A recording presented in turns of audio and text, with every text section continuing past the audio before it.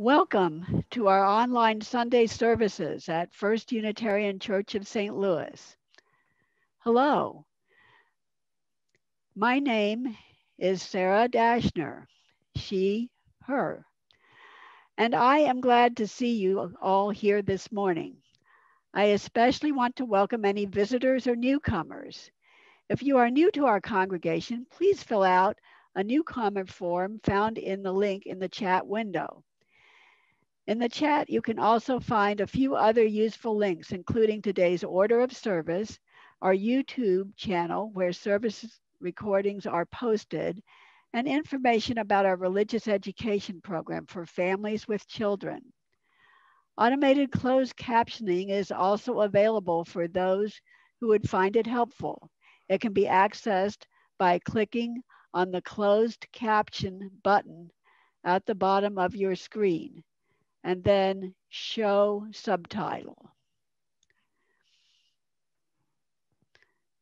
I have two announcements this morning.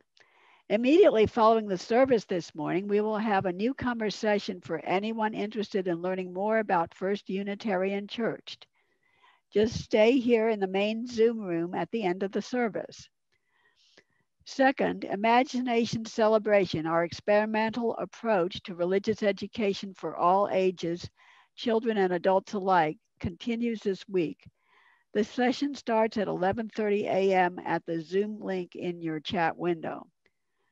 Now, since one important aspect of worship is being present in community, we invite you to continue this morning um, by welcoming each other by switching to gallery view and turning on your webcams to wave to each other. We'll keep everybody muted, but feel free to type in your greetings in the chat.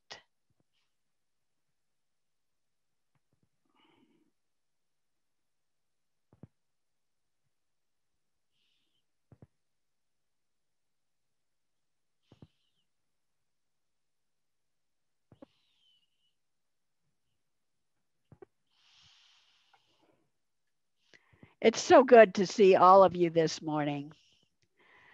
Now, please turn off your webcams again and feel free to return to the speaker view. Welcome to this religious community where we affirm the dignity and freedom of all who enter. Here we seek to live together in relationship and respect so that we may embrace and celebrate our differences. Our religious values invite us to a shared journey of truth and meaning. Sincerity and connection guide our religious community and call us into a deeper association with ourselves and our world. Welcome. We are glad you are part of our community this morning. Now, please enjoy our prelude. Wie schon Leuchtet der Morgenstern.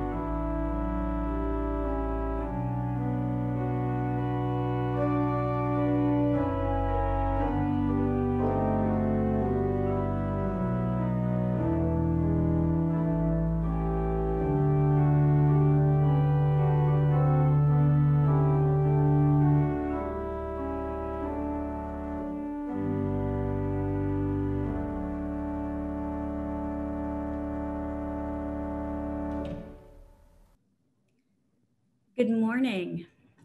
I am the Reverend Kim Mason, she, her, hers, and I serve this congregation as minister. It's good to be with you on this chilly morning. During the month of February, we are exploring the theme of beloved community. Our opening words come from the Reverend Mark Morrison Reed. The central task of the religious community is to unveil the bonds that bind each to each other, each to all. There is a connectedness, a relationship discovered amid the particulars of our own lives and the lives of others. Once felt, it inspires us to act for justice. It is the church that assures us that we are not struggling for justice on our own, but as members of a larger community. The religious community is essential, for alone our vision is too narrow to see all that must be seen, and our strength too limited to do all that must be done. Together, our vision widens and our strength is renewed. Now please join in singing a very special hymn, a spiritual from the African American tradition in this country. This is a hymn of radical welcome and of what the beloved community might look like.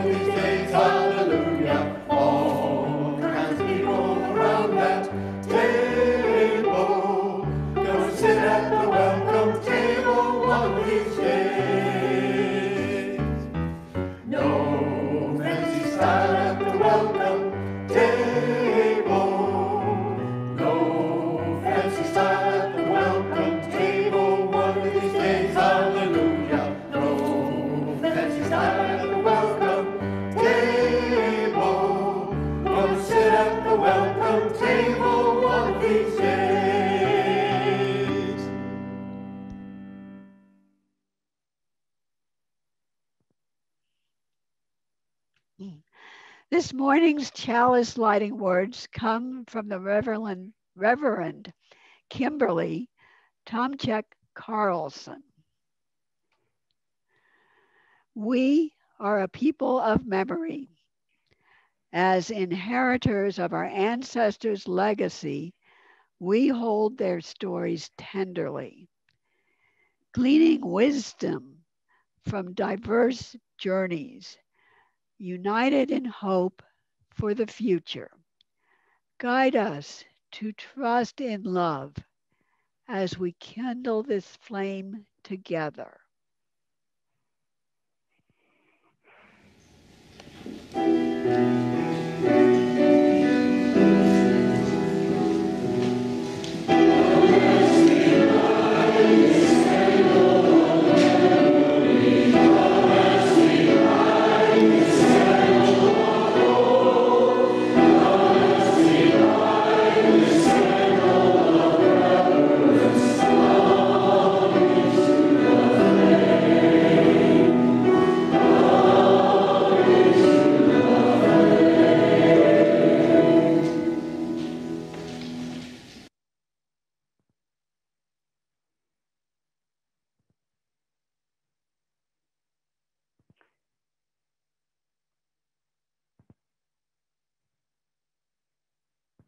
There we go. Good morning, everybody, and welcome to the Story for All Ages, which is actually more of a reflection than a story. So, some questions to think about. What can we learn from our ancestors? Can you roll your tongue?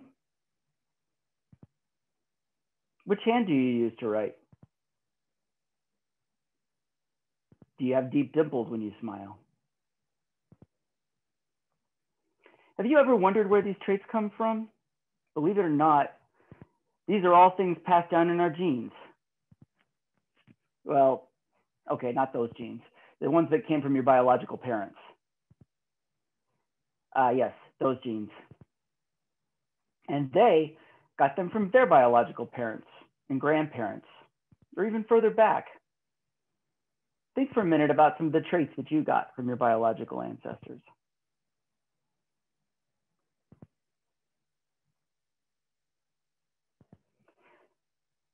Many people get many things from their ancestors, and not just their biological ancestors. And physical traits aren't the only things that are passed down. Often trades and talents also run in families. Does your family grow food? Do they build furniture? How about houses?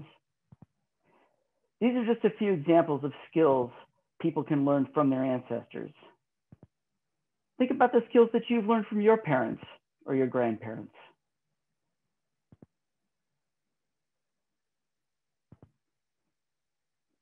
In many societies, children took on their parents' occupations. If you were blacksmiths, carpenters, or fishermen, that's what you became. In fact, many families still pass down occupations today. It's common in families that own farms or businesses. At an early age, children start learning the skills they developed by their ancestors over many years. When they reach adulthood, they take on the job that's been passed down to them. Does your family have occupations or professions that are passed down from generation to generation?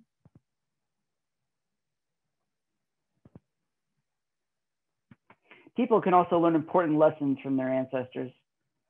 Does your family have a special set of principles? What do your family members value? You might be generous, patient, or hardworking.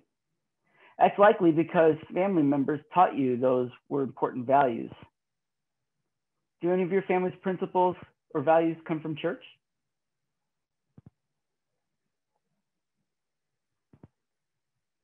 Even at church, when we inherit principles and values from our ancestors, our church ancestors,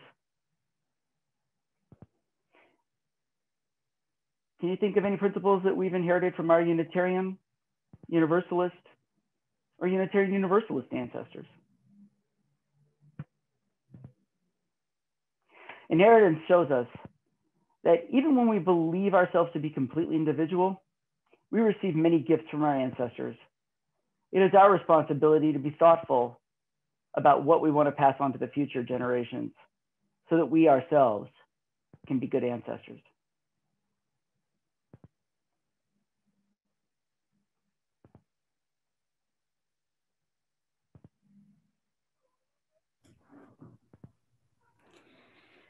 Being good ancestors. I've been thinking about that recently. We inherit many things from our ancestors, including our spiritual ancestors. Our spiritual ancestors taught us to look after and care for one another, among many things. One of the ways that we do that today is by sharing our joys and concerns each week. This week, we send congratulations and good healing to baby Jocelyn, daughter of Erica Irwin and Daniel Muth, on the successful completion of her final surgery. As we pause in a moment of quiet reflection, I invite you to type any sorrows or concerns you are experiencing into the group chat box.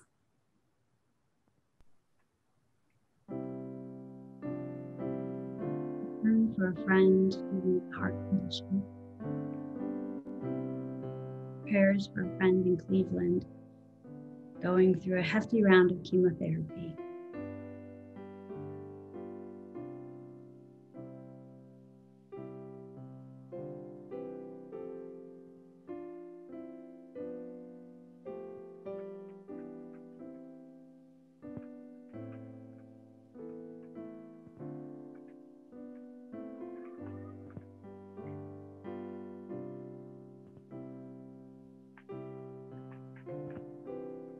Joy for having a friend's sister and son get vaccinated and for a pending vaccination.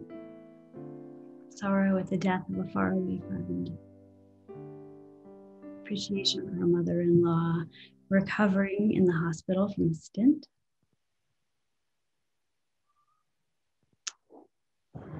Sadness at the best friend and brother's power of attorney that died suddenly. And healing thoughts for a 15-year-old granddaughter with COVID.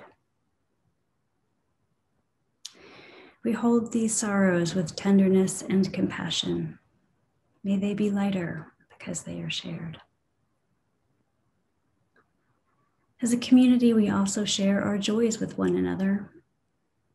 I invite you to type any joys you wish to share into the group chat box.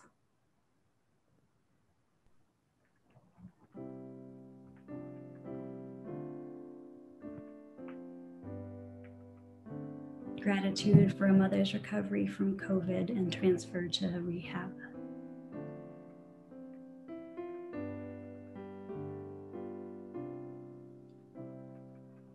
Celebration of Karen's birthday today. Appreciation that both of a couple's parents have received their first vaccines. Granddaughter's first month of life celebrated. Joy for kids coming to visit next weekend. Knitting hearts to give out for Valentine's Day. What a fun idea. Appreciation for the vaccines going forward. Good news from a neurologist that a condition turned out to be minor. We hold these joys with gladness and celebration. May they be magnified because they are shared. With many hopes, concerns, joys, and sorrows in our hearts and minds, please join me in a spirit of prayer and feel free to continue to type into the chat box. Spirit of life and love, holy within and among us, we are gathered as a community, a web of relationships, reaching one to another, reaching inward and reaching outward, connecting us. The holy exists here in these relationships, in the body known as community. Let us know the holy through connection. May we know the holy in community. Spirit of life and love, great mystery. The web laces and weaves, tugs and tethers, holding us, keeping us. The sacredness of relationship lets us know we belong. We are beloved. The work of community, the holy work of community, is when we repair the torn and damaged parts of the web so that all may know themselves included, part of the beloved community. May we all be part of the acts of repair and reconciliation and belonging that make us all part of the beloved community. May it be so. Amen, and blessed be.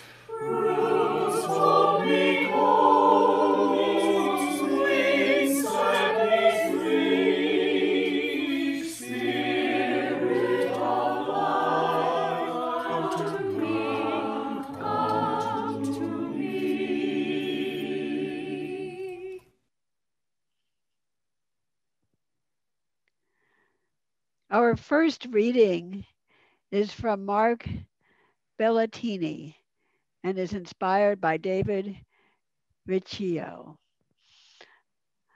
I am part of history.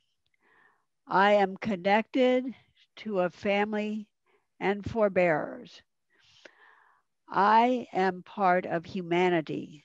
I am heir to all that humans have brought to the world. I am part of nature. I am what the stars are.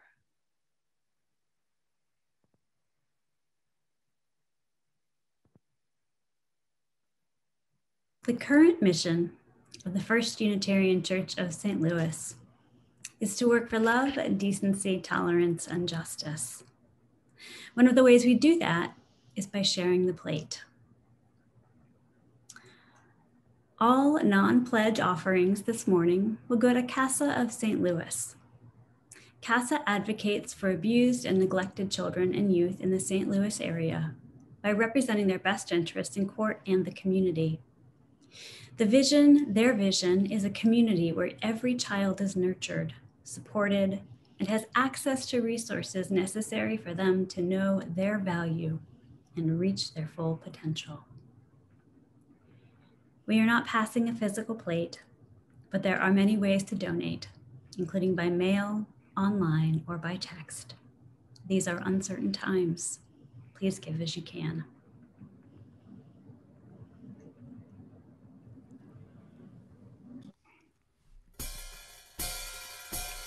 Well, this old world is pretty tough on the dreamer. When you wake up and put your feet on the cold bare floor, and you have a couple of toes, 'cause you don't wanna think about all the scary monsters on the other side of your door. And you stay up in your room playing solitaire. Every now and then you catch a pretty lucky hand,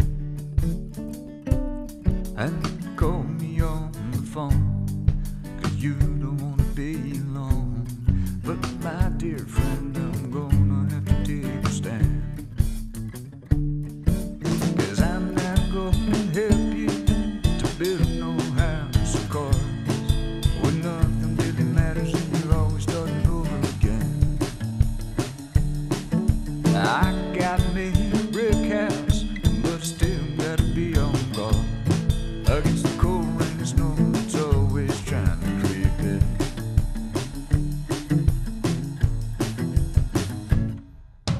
Well, you know I'd really like to help you.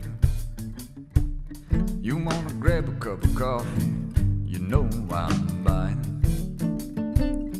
But when you try to talk me into things that just don't make a lick of sense, well, that's where I'm gonna have to draw the line. I'm not gonna help you to build no house of cards where nothing really matters and you're always starting over again. I got me a brick house, but I still gotta be on guard against the cold rain and snow that's always trying to get in.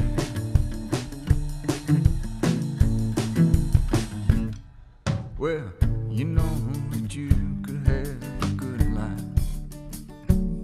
It's an uphill battle, but man, that's just the game. And I cannot tell you exactly how to proceed, but if you're shooting for the stars, I hope you're blessed with that aim. No, I'm not gonna help you to build no house of cards where nothing really matters and you're always starting over again. I got me a good woman, so I always gotta be on guard against the cold rain and snow that's always trying to get in. Oh, that cold rain and snow is always trying to get in. Oh, the cold rain and snow is always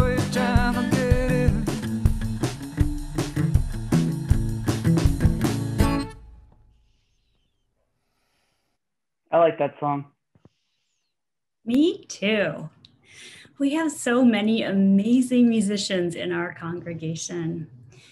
It's a joy to hear from them every week, whether it's bands like Ralph and Daniels or the amazing contribution of our choir, who continues to record our hymns for us and special choral pieces, even when they cannot gather in person.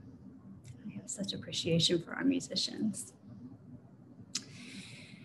Growing up, I was taught that the word inheritance meant the financial and physical resources passed down from generation to generation, not just those traits that Adam was mentioning earlier. As a middle-class family, there wasn't really wealth to inherit, but as the elders in my family began to die, small items began to make their way to me. A necklace, a pair of earrings, a tea set. And to this day, the most meaningful inheritance I have ever received is this. Inside are handkerchiefs from the women in my father's family. I'm going to show you some of them.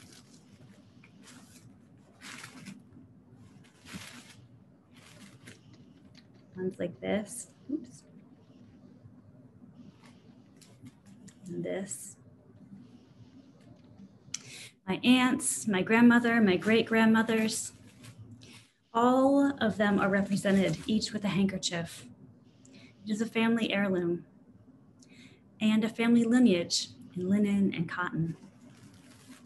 I have added to it since it came to me, handkerchiefs from travels overseas and one from my maternal grandmother. And someday too, I will pass it on to a woman in my family, likely one of my nieces. The handkerchief box ties me to the women in my father's family. As much as my brown hair and brown eyes, well, once upon a time, brown hair. I can see my mom in the shape of my face and in the ways that my hair started going gray in my 20s. And I see my mom and her mom in my love of fiber crafts, having learned to sew and knit and crochet and cross stitch, all by watching them. Like the story for all ages, we inherit more than just things. We also receive family traits and family patterns from our ancestors. Often, these are things we celebrate and honor. We share our family heirlooms with pride. And sometimes we inherit tendencies and patterns that we have to unlearn. Anyone in a 12-step program can attest to the truth of that statement. As members of the First Unitarian Church of St. Louis, we too have inherited things from our ancestors. We've inherited a building. You saw pictures of them in the story. Those former buildings and the one we're in now. A beautiful stone and brick structure currently serving as our placeholder in the physical world while we gather virtually. And we have inherited the systems and structures created by members generations before us. We even inherit the patterns, whether it's the style of worship or the ways we communicate or the type of minister we call. Even churches pass on heirlooms and patterns from their ancestors. Even family silver, or in our case, communion silver. Veneration of ancestors is part of Lunar New Year celebrations all over Asia. And thinking about the Lunar New Year, which is this Friday, I thought about some of the ancestors of our shared church community. So I read this book, Conservative Radical, the William Greenleaf Eliot biography, written by Minister Emeritus Earl Holt, two ancestors of this congregation. For newer members of our community, William Greenleaf Eliot founded the Church of the Messiah, the first Unitarian church west of the Mississippi, and one of the two churches that merged to become what we today know as the First Unitarian Church of St. Louis. In reading about Eliot, I found similarities in our stories and our natural proclivities. Like Eliot, I came to St. Louis immediately after seminary, and I too am more interested in a lived faith and the practical work of ministry. Studying Eliot's life and ministry, I see connections between the Unitarian faith of the 19th century and the Unitarian Universalist faith of today. And I see patterns that Eliot established in the earliest days of this congregation that continue to this day. One of the issues of Eliot's era was the question of individualism. According to Reverend Holt, the two major characteristics of Unitarianism were the exaltation of the individual and the depreciation of outward enthusiasm in religion. There is a reason that sometimes Unitarians are called God's frozen chosen. Attending seminary in the early 1830s, Eliot was greatly influenced by Professor Henry Ware Jr., who taught that Christianity must act upon individuals and ultimately, but only indirectly, upon society. We see this influence in one of Eliot's sermons in 1849 when he preaches, "The primary purpose of Christianity is not to change the external features of society, but to regenerate the individual soul. One must labor for social reforms by moral means, by individual reform. Mere change of institutions will do little good." Now, Eliot isn't wrong. We've seen this in our own timelines. The election of Barack Obama to the presidency of the United States did not mean the end of racism in America. Something changed, but the moral hearts and minds of many people had not changed. However, in an era of rampant individualism, Eliot's words came to be interpreted as meaning the church should not, does not, have a responsibility to act for change, because the ultimate responsibility lies with the individual. Today, too, we find ourselves in a society of rampant individualism, where our media streams are tailored to our personal interests, where our coffee is customized, and where individuals can monetize their lifestyles through social media. In a world of rampant individualism, social support networks are dismantled in favor of individual responsibility, of trickle-down economics, and a culture of scarcity. In modern Unitarian Universalism, we struggle with independence in a system of interdependence. But wait, you say, isn't Unitarian Universalism the faith of individualism and independence? Where we each have our own beliefs, where our personal experiences bring us to an individual understanding? Here is the perennial issue of individuality versus individualism. Sarah is going to lay it out for us.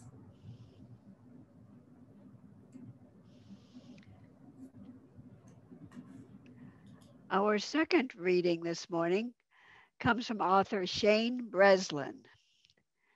When it comes to individuality and individualism, there are important things to note about the differences. There is a stark contrast between cherishing the ideal of individuality and adopting the cultural norm of individualism. And we must recognize that contrast and highlight it whenever we can. Individuality is essential. Exploring who you are, what makes you tick, what gives you energy, and what takes it away. Doing the work to know what your individuality amounts to is vital to a life of energy, purpose, and contribution. It's essential to a life of fulfillment and happiness. essential to a life well lived. Individualism is different. Individualism aims to break up your tribe. Individualism aims to pit you against your friends, colleagues, acquaintances, and in a winner take nothing race to the bottom. While individuality is amping up the things that are uniquely ours, individualism is the culture where we are separated from the whole and forced to see ourselves as separate. A culture that is readily apparent everywhere, from Instagram profiles to salary negotiations to political and military history. George Monbiot writes the consequence of this: the loss of common purpose. Our tendency is to stop seeing ourselves as people striving together to overcome our problems, and to view ourselves instead as people striving against each other to overcome our individual problems. Never mind that these problems are often much bigger than we are and arise from structural forces that no individual person acting alone can tackle.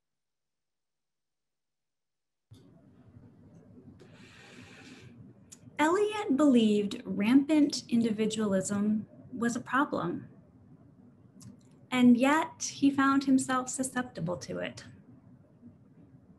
If the primary purpose of religion is to work on the individual, then why gather in congregations at all? Is it simply to be a community of individuals? Some of you might say yes. However, I wonder if instead of examining this as an either-or question, we find ourselves instead with both and in the answer. Is the purpose of religion to act on the individual? Yes.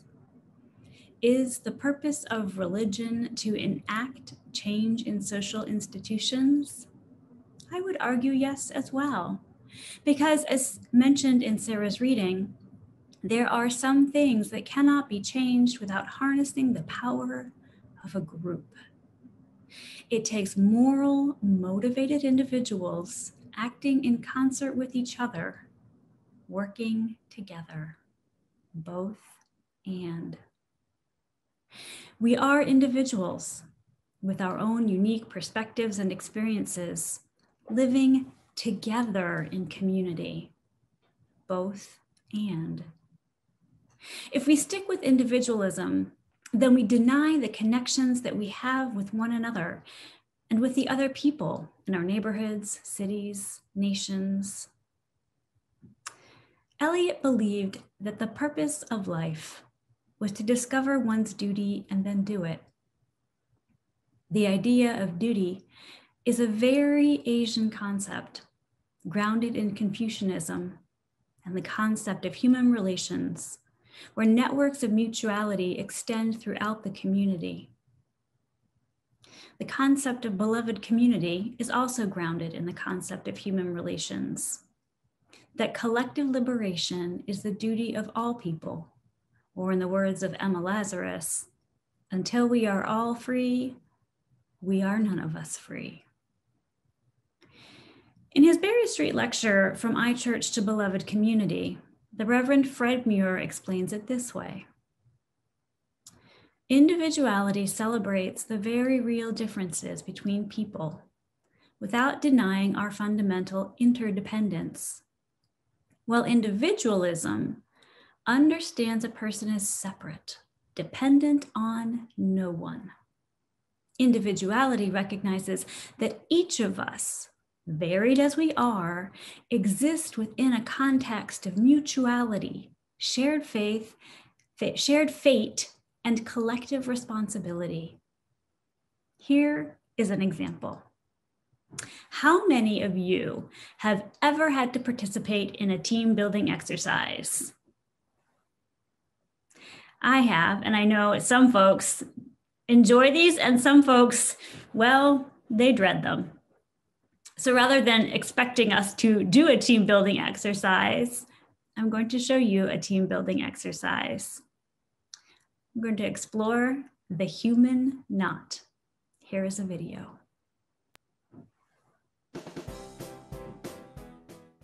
Hi, my name is Rachel, and I'm going to describe how to play the human knot. First, you want to get your group together, and it might be a good idea to discuss the aspects of a successful team before you start.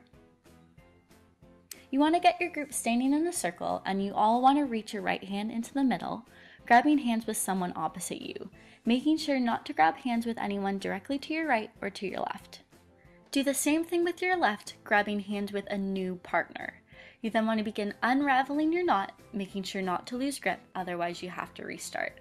To make this harder, we gave this particular group a 5-minute time limit, but take as long as you want. There doesn't have to be a time constraint. Hi, my name is Samantha and I'll be covering the precautions of the human knot. For this exercise, you will need a minimum of 6 people, as well as an even number. A large open space is preferred. Keep in mind that you can still get hurt while doing this exercise, so be mindful of your teammates.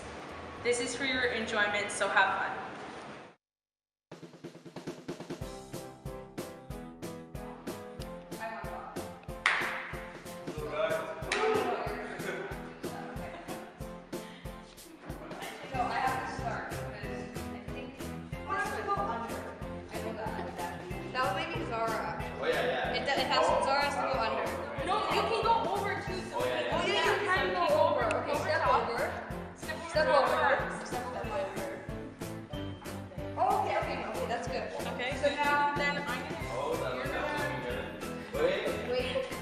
Come over. You come under too. Okay, I think I should. Me? Yeah, you come under. We're no, we're not. Wait. Turn around. No, We all have to face the same way.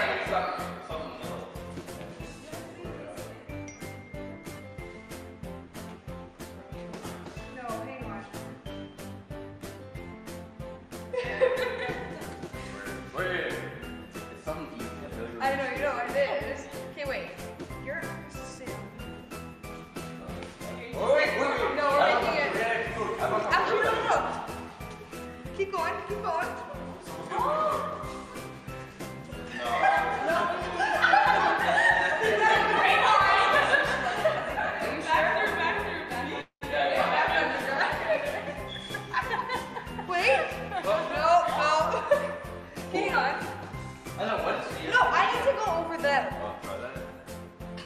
Right? You might want to move over. Wait. Someone's gonna Okay, go back. No, I go back. Oh gosh, sorry. This is dangerous.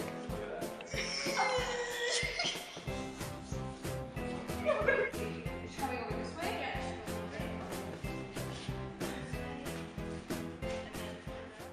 After you successfully unraveled your knot, celebrate with your teammates. Feel free to discuss after the exercise what your team did well or what you can do better in the future to better understand team building and your team's dynamics. Thanks for watching. Thanks to our participants for helping us out, and hope you enjoyed the video. Thank you. Bye. I know my hands are all. Thank you. Job, guys.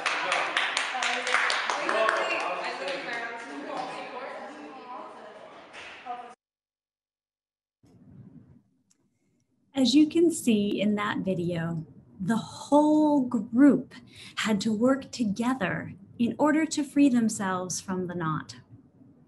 Towards the end, they were in a circle, but one person was still knotted up, their arms crossed across their chest.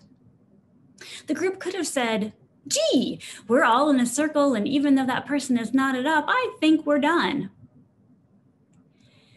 That would not have achieved collective liberation. One person was still knotted up, still oppressed. Conversely, individualism would have said that the first person who was free from the knot could have let go and left. Having gotten free from the knot, they would have had no further obligation to anyone else. That would not be collective liberation either. I can only imagine that in his own life, Eliot must have struggled with the notion of duty versus individualism, the call of relationship versus perceived freedom. On more than one occasion, Eliot helped create institutions that served others, that served the greater community. One particular example is the creation of the St. Louis public school system. Conscious that schools would not be accessible to all students without funding, Eliot lobbied for the creation of the first St. Louis property tax. Taxes levied would pay for public schooling for children, regardless of income. Yes, friends, you can blame your property taxes on our Unitarian ancestor, William Greenleaf Eliot. This is a story of group liberation, of recognizing that education for all benefited everyone, not just those who could pay, and then instituting a system that made it everyone's responsibility, not just the responsibility of parents. So do we listen to Eliot when he says churches shouldn't get involved in creating change in social institutions? Or do we listen to Eliot's actions? Some would argue that Eliot acted as an individual to make public schools happen. But the reason the tax proposal passed was in part because members of the church canvassed door to door in the city, raising awareness of the vote. That line between individual and church-based action seems to have been a little fuzzy. Now, I do want to note here that in the 1840s, when we talk about voting and when we talk about public education, we are talking about white men voting and white students going to school. As Unitarian Universalists, we inherit lessons from many sources, and what occasionally feels like a grab bag of duties and responsibilities based on institutional traditions and even family inheritance and heritage. Sometimes we struggle with the freedom of Unitarian Universalism. There is a desire to say that being a Unitarian Universalist means that you can believe whatever you want. But that is individualism. We understand ourselves as individuals in a faith community, and that as Unitarian Universalists, we believe what we must. What our experience and conscience says is real and true in the world. And we come together with a shared agreement about how we will behave with each other and in our world. As an inheritor of Eliot's legacy, I want to restory it. I want to explore not the constraints, not the shoulds and don'ts, but the relationships. I want to explore the words and the deeds. I want to find the spaces for both and, as well as the examples of and spaces for collective liberation. Reverend Muir from that iChurch essay says, mission and covenant are an antidote to individualism. They remind us of the responsibilities that come with an affirmation of interdependence. As we continue to examine the mission statement of this congregation, we have a chance to identify what to keep from our inheritance and what to let go of, and what calls us to live into the tension and freedom of both and. I am reminded of my wedding dress. Damien's going to put up a picture of it just now. It too was inherited from my grandmother. When my mother and grandmother realized I could fit into it, of course, I had to wear it when I got married. Yet the tulle skirt was so aged that it could not be cleaned. So my mother took the old skirt off, kept the bodice, and sewed a new skirt on. The ribbon flowers scattered across the tulle were reattached with hooks to create a bustle for the train. The dress, like our faith, like our congregation, evolved into something old, something new, and something repurposed. Just like the handkerchief box, I added to it and expanded its meaning. Together, my mother and I gave the dress a new story, and it got to be both old and new, both my dress and my grandmother's dress. Thank you, Damien. We inherit our ancestors' noblest intentions, their proudest moments, their greatest achievements. We also inherit their mistakes, their regrets, their negative patterns. Yet as inheritors, we get to choose. We have a responsibility to recognize when something no longer works, is too worn to be useful, when it can be salvaged and repurposed, or when it has plenty of life left in it. An inheritance is a gift to be handled with the respect it deserves, but also the clarity to know when it doesn't fit, and the freedom to find the space for both and.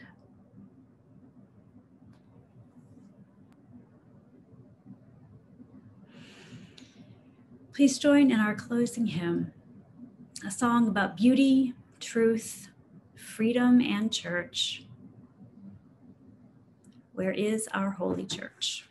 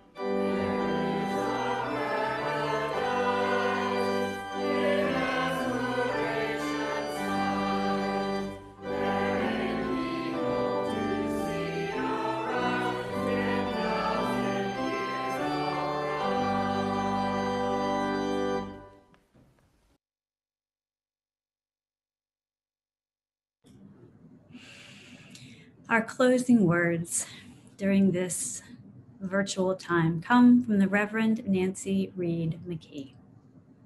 Our community knows no boundaries. We are not confined by the physical limits of walls, or for that matter, of what often binds us, restricts us, holds us back. We are freer than we know when we release ourselves and each other from expectations of what is needed for true community. We are here together in this space. I see you. I hear you. I love you. Go in peace. Amen and blessed be.